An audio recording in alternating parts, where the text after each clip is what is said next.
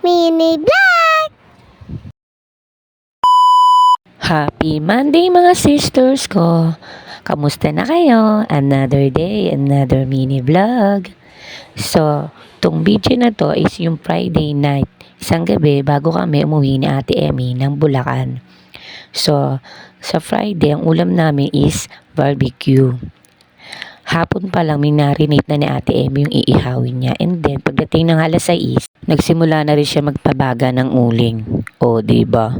May pakulo pa yung sisters niya, may pang-transition pag ginagawa. So, ayan. Unang salang niya, inuna muna niya yung talong and then sumunod yung mismong karne. And then, fast forward, ayan, luto na siya. Inihaw na baboy, inihaw na talong, and then naglaga siya ng okra.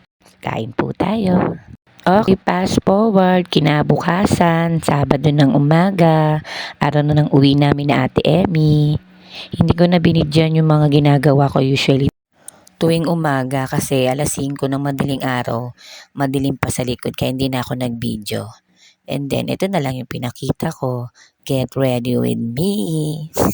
Daming kinebe ng sisters nyo. So, katapos na yung maligo na Ate Emmy, ayan, nagpisa na kami magpaganda kung may gaganda. Charis!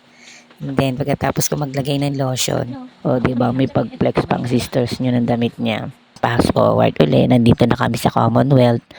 Nag-aabang ng bus. Habang nag-aabang ng bus, Ate Emmy, nagbili-bili muna ng mga gulay-gulay dito sa gilid. So, yun na nga, makalipas ang ilang minuto, nakasakay na rin kami ni Ate Emmy ng bus. Ayan, tamang video lang ang sisters niya rito. Ayan sa Ate Emmy sa tabi ko. Nga pala, ngayong araw din yung punta ng tatay ko. Nauna pa nga siya sa amin sa sample. Sabi ko, hintayin na lang niya kami ni Ate Emmy. And then fast forward, nakauwi na kami. Ayan, habang nagsiselfon si Popong at busy-busy si Dada sa Dada Bin magluto. Ito, pinagkape ko muna yung tatay ko. And then, habang nanonood ng TV para hindi siya mainip. Kasi nagluluto pa yung Dada Bin namin eh.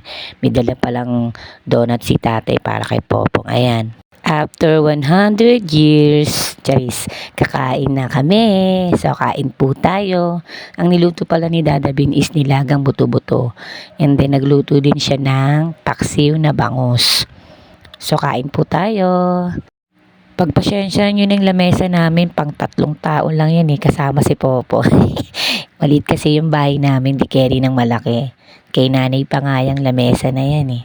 Yan yung ginagamit ni Kuya King yung panahon na module pa yung sistema ng pagpasok ng mga bata. I mean yung pag-aaral nila kasi nga pandemic, di ba? And then, fast forward, pagkatapos namin kumain, ayan, si Popong nagsimula na naman ikalat yung mga laruan niya. O, di ba? Ang isa lang naglalaro pero yung laruan niya nakapalibot sa kanya. So, ayan, naglato-lato pa.